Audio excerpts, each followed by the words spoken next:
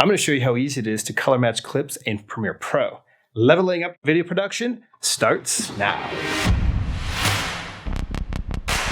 Hey guys, I'm Patrick Fuller, and if you're new here, welcome! It's good to see your smiling face.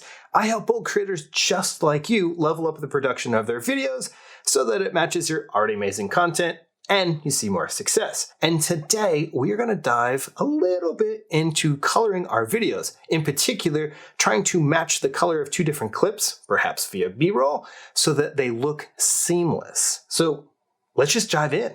Okay, so we're going to dive into two different scenes here. I've got a desert scene and a sunset scene. And the desert scene here has this first clip, which has kind of got this orange tone. Granted, it does have some blue skies in it, but it's kind of got this orange feel to it. Now, the flip of this is I pulled down this other clip, which is this kind of old-timey car, which I think looks really cool. But there's no orange really, right? There's a touch here, but you can just tell this was shot totally different, probably in a different camera, definitely in a different setting. But we want them to match. How do we do that? First things first, we're going to find our Lumetri color tab, and you'll notice you have basic color, creative, curves, color wheels, and match. Ding, ding, ding, ding. That's what we want. Go ahead and expand that guy if it's not already expanded. And the first things first, we want to click on comparison view. And now you're going to see two different side-by-side images. Now granted, they're not side-by-side on the timeline. That's what the comparison is for. You can actually move this piece around here and it will find whatever you're looking for. The other thing we need to take account for is there are no faces in here, so we don't want the Sensei engine, which is what ultimately does this. We don't want them to look for that. So we're going to turn this face detection off, and then we're simply going to click Apply Match. Now, notice what that did. I'm going to blow this up real quick. We're going to undo that. Check this piece out. It's very blue, very teal colored, and quite honestly, very clean looking. I'm going to redo it. And now it has this kind of orangey feel that feels a lot like our first clip. Now you could totally leave it just like this, but I'm going to teach you something you can actually use in the future. So by adjusting these highlights, midtones, and shadows, you can actually change the look and feel slightly. So let's say you wanted a little bit more yellow here in the shadows. I can draw this, but I also want my highlights to have just a touch more orange to them. Now, let's check out a totally different scene. It is clearly kind of blue ocean with a bright orange, and we really love that effect.